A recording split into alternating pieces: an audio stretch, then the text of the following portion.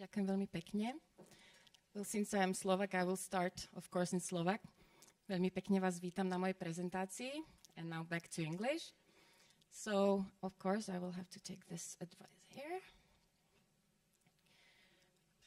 So, ladies and gentlemen, I'm Alexandra Misci Hudecová, and I work at the Climate and Environmental Research Institute NILU in Norway. And I'm delighted to introduce you to my presentation on a topic that is very close to my heart, which is good laboratory practice, or GLP, as part of innovation processes. First, I would like to ask if anybody here is familiar with GLP. Do you know what it stands for? Maybe there are some people who work under GLP here. If yes, you can raise your hand. Yes, Maria, yes, my boss, of course, my colleague. Okay, so there are not many of you. So I will walk you through what it actually is, the GLP. Well, for me, who is not only working as a scientist, but as well as a quality assurance manager for our GLP accreditation, GLP stands for Great Load of Paper. But officially, as you can see, according to the OECD, good laboratory practice, or GLP, is a quality system concerned with the organizational processes and conditions under which non-clinical health and environmental safety studies are planned, performed, monitored, recorded, archived, and reported. So this means that really every single step in your study is really strictly controlled, and of course even the mistakes need to be reported officially. So let's go briefly through history of GLP and the reasons why GLP was established. So you see, GLP is not a new thing. The beginning dates back to the early 1970s when FDA, or the US Food and Drug Administration Agency, became aware of many cases of poor laboratory practices all over the United States. So there were many fraudulent activities, and for example, they found out that the equipment was not calibrated to standard, and this resulted into, of course, wrong measurements. Then there were inadequate test systems used, or there were incorrect or inaccurate accounts of the actual lab study, and so on. And the most notable instance was a scandal that was involving one unnamed laboratory in which former executives were accused of providing false data to chemical companies that were then submitted to the government to prove that their products were safe. So there was really an urgent need to find a system, quality system, that will make sure that that you avoid malpractice and fraud. And so this resulted in the first laboratory inspections, for example.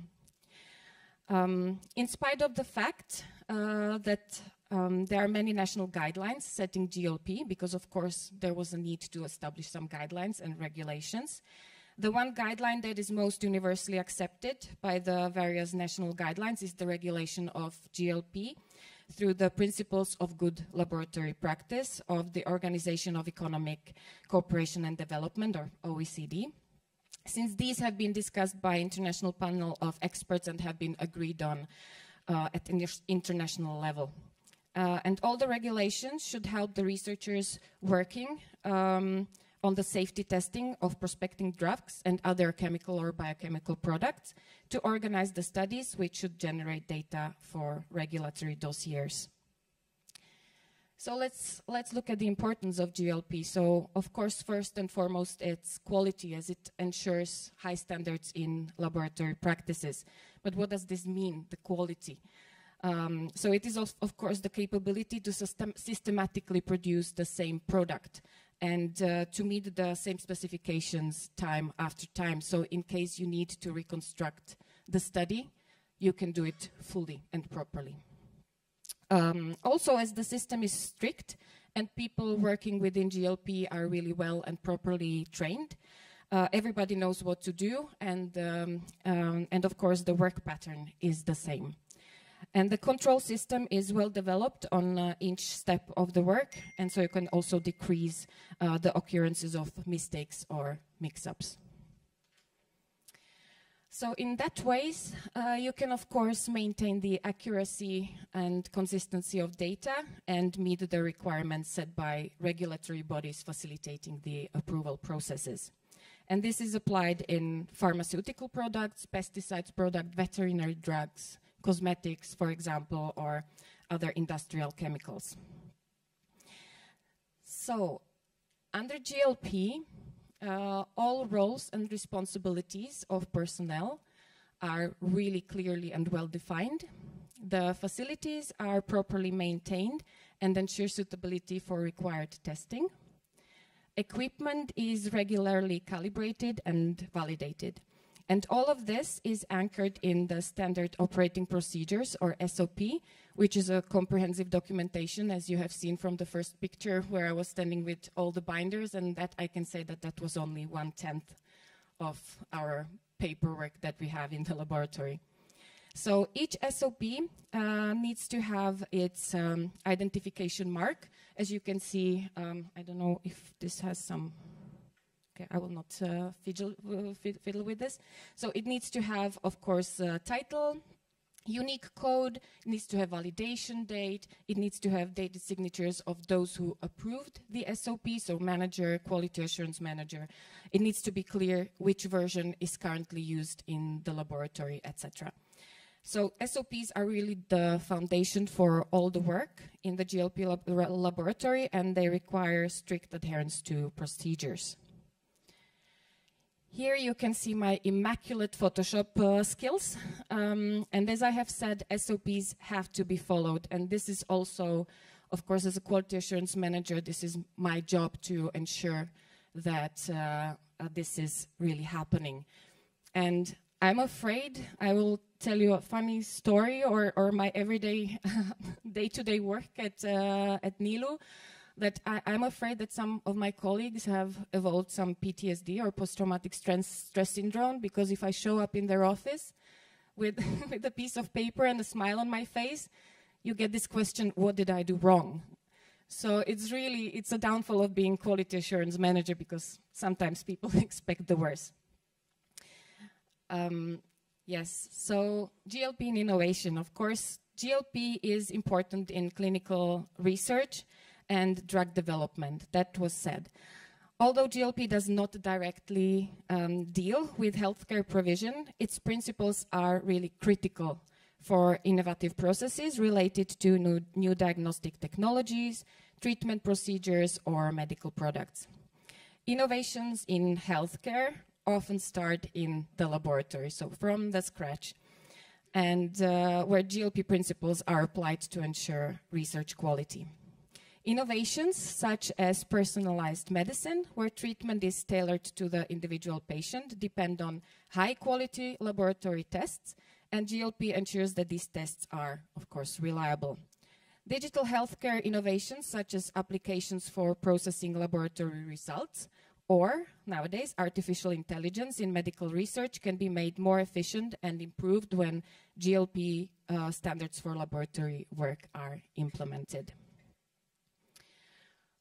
So not only that, but GLP can represent also basis for other good practices. For example, good clinical practice or GCP, good distribution practice, good manufacturing practice, GMP. I'm not going to go through this. I just wanted to show you that really GLP can be basis for all of these, for which there might or might not be the official guidelines, for example, OECD guidelines, but the guidelines can be rooted in those of the GLP. Well, benefits of GLP are obvious. From what I have stated, it's definitely trust and transparency, as it builds confidence among stakeholders. Then it's safety and efficacy, as it ensures the development of safe and effective medical treatments. And since you're harmonizing practices across laboratories worldwide, then you can also set the global standards. So we are not just talking that it's only rainbows and unicorns. Of course, there can be some challenges, and implementing GLP can present challenges such as high costs, the need for extensive training, and ensuring compliance. So really, for example, me as quality assurance manager, I had to do really extensive training, going on a course, practical training with all the SOPs, how you archive, because there are really strict rules, and as I said, SOPs need to be followed. And ensuring compliance, every 2 years we get inspection from Norwegian Accreditation, where they go through our files, they dig into freezers, they check out the samples if everything is correct, and so they're really trying to find any mistakes that we do. So this is how you also, of course, ensure the compliance with the guidelines. When it comes to solutions, they include investing in training programs, developing robust SOPs as we all follow these, and of course it is continuous monitoring to maintain standards. In the future, we do expect that the GLP will of course change with increased automation and digitalization in laboratories, and it will be adapting to new scientific discoveries and regulatory changes. From what I have said, you might think that the GLP is very rigid and strict system. Yes, it is, but at the same time, it is living system. So, of course, you need to adjust to what is going new, because before that, before many years, we didn't have cloud systems, right, and so on, where we could have stored data. So nowadays also, of course, we are trying to reduce usage of papers and trying to make our every day-to-day work in laboratory easier. So I'm pretty sure that future of the GLP will be evolving and the GLP will change. Oh, I can see that I'm pretty fast, but in conclusion, then I would just like to summarize what I have already said, that GLP is essential for maintaining high standards in laboratory practices, ensuring the quality and integrity of data, and supporting the innovation processes in medical research. At my almost the last slide, I would like to present you our wonderful team from Health Effects Laboratory, which is the only GLP accredited laboratory that offers services for human in vitro toxicity testing in Norway. So these are all wonderful people that I work with. And as you can see, Health Effects Laboratory, our abbreviation that we use at work and we have in the system is HEL, with one L though, but this definitely doesn't mean that we torture souls in our laboratory, but it definitely means that we are doing a hell of a great job. So I would like to thank you for your attention.